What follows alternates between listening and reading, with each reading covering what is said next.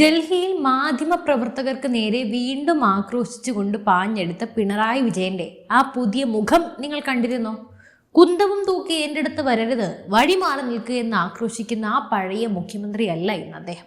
പക്ഷെ ഉള്ളിലെ ആ അഹങ്കാരത്തിന് ഇപ്പോഴും ഒരു കുറവുമില്ല കേട്ടോ. തോറ്റമ്പിയിട്ടും ഭരിക്കുന്ന സർക്കാരിനേക്കാൾ ജനങ്ങൾ ഇന്നും ചീത്ത വിളിക്കുന്ന, കൂവി ആർക്കുന്ന ഒരു നേതാവായി പിണറായി വിജയൻ എങ്ങനെ മാറി? CPM-ന്റെ അപ്രമാദിത്വമുള്ള കോട്ടകളിൽ പോലും ഇത്തവണ എങ്ങനെയാണ് ജനങ്ങൾ ഉഴുതുമറിച്ച വോട്ട് രേഖപ്പെടുത്തിയത്? കസേര തെറിച്ചിട്ടും മാറാത്ത ഈ വിജയന്റെ ധാർഷ്ട്യം CPM എന്ന പ്രസ്ഥാനത്തെ എങ്ങോട്ടേക്കാണ് എത്തിക്കുന്നത്? വിശദമായ ഒരു രാഷ്ട്രീയ വിശകലനത്തിലേക്കാണ് നമ്മളിന്ന് കടക്കുന്നത്. നമുക്ക് കുറച്ച് പിറകോട്ട് പോകാം. 2009 പിണറായി വിജയന്റെ CPM സംസ്ഥാന സെക്രട്ടറി ആയിരുന്ന കാലം. അന്ന് തന്റെ വിശ്വസ്തനായ കോടിയേരി ബാലകൃഷ്ണനെ മുൻനിർത്തിയാണ് കേരളത്തിൽ മണ്ഡല പുനർവിഭജനം നടത്തിയത്.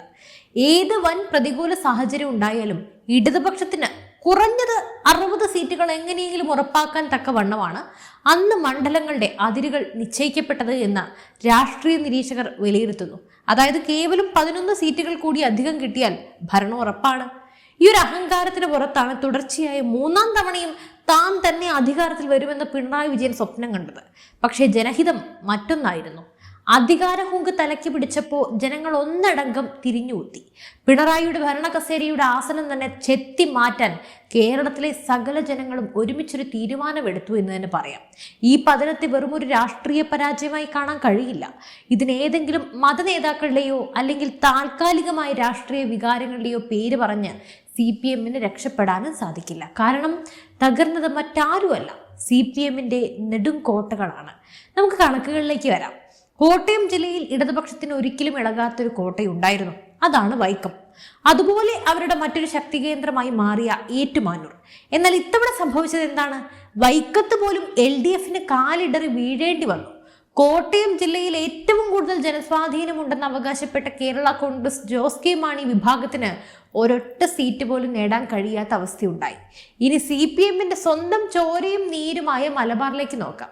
കണ്ണൂരിലെയും കോഴിക്കോട്ടെയും ചുവപ്പ് കോട്ടകൾ എങ്ങനെയാണ് തകർന്നടിഞ്ഞത് എന്ന്. പേരാമ്പ്രയിലും തളിപ്പറമ്പിലും പയ്യന്നൂരിലും ഏലത്തൂരും ഒക്കെ ഇടതുപക്ഷം വമ്പൻ തോൽവി ഏറ്റുവാങ്ങണമെങ്കിൽ ജനങ്ങൾക്കിടയിൽ ഉണ്ടായ ആ ഭരണവിരുദ്ധ വികാരം എത്രമാത്രം ശക്തമായ ഒരു കൊടുങ്കാറ്റായിരുന്നു എന്ന് ഇവിടെ നിന്നും ഊഹിക്കാവുന്നതേയുള്ളൂ.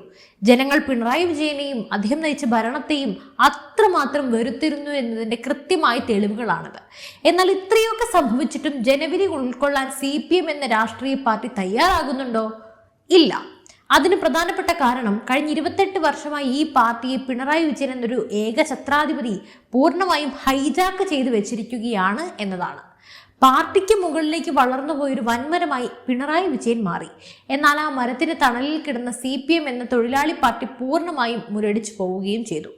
ആ മരം വെട്ടിമാറ്റാൻ അല്ലെങ്കിൽ ആ തെറ്റായ നേതൃത്വത്തെ ചോദ്യം ചെയ്യാൻ തക്കവണ്ണമുള്ള നട്ടലുള്ള ഒരു നേതാവും ഇന്ന് ആ പാർട്ടിക്കകത്തില്ല.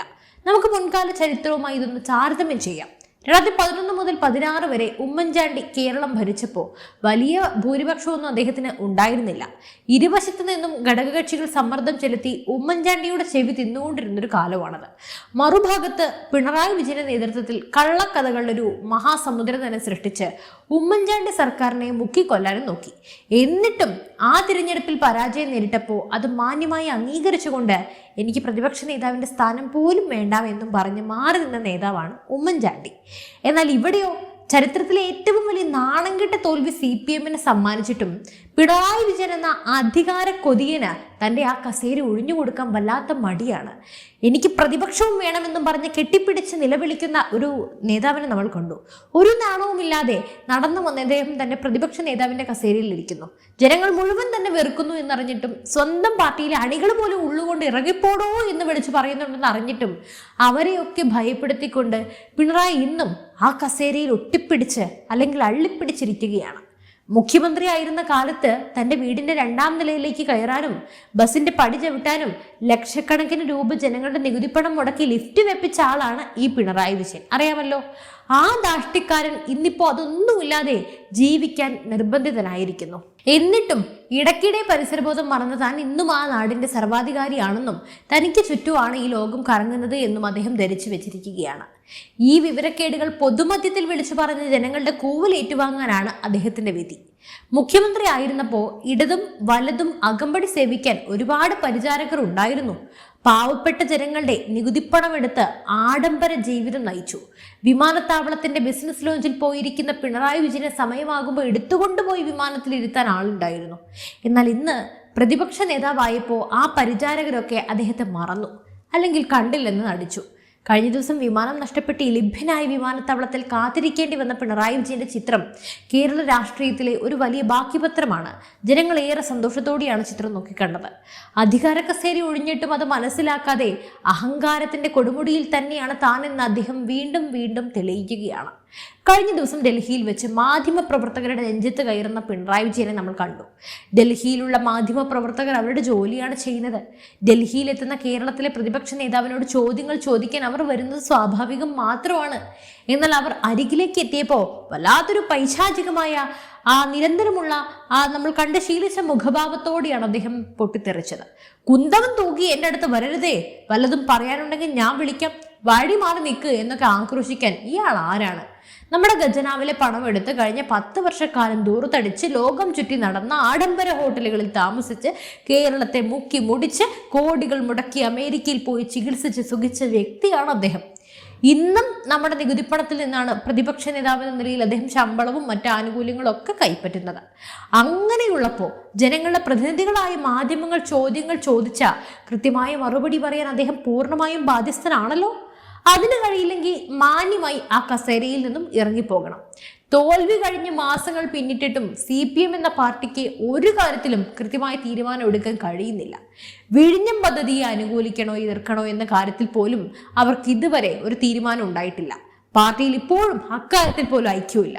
പിണറായി വിജയൻ പറയുന്നതല്ല സംസ്ഥാന സെക്രട്ടറി MV ഗോവിന്ദൻ പറയുന്നത്, ഇവർ രണ്ടുപേരും പറയുന്നതല്ല പാർട്ടിയുടെ മുഖപത്രമായി ദേശാഭിമാനി എഴുതി പിടിപ്പിക്കുന്നത്.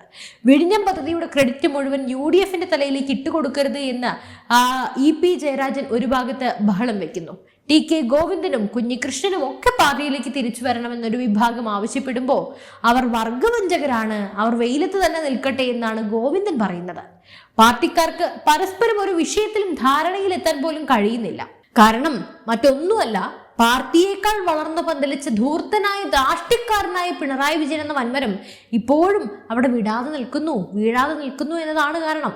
ഈ പാർട്ടിയുടെ ഇന്നത്തെ ഗതികേടൊന്ന് ആലോചിച്ച് നോക്കൂ. ചുരുക്കി പറഞ്ഞ പിണറായി വിജയൻ എന്ന ഈ മുഖം നേതൃത്വത്തിൽ തുടരുന്നിടത്തോളം കാലം CPM എന്ന രാഷ്ട്രീയ പ്രസ്ഥാനത്തെ രക്ഷിച്ചെടുക്കാൻ ഒറ്റ കുഞ്ഞിനും സാധ്യമല്ല.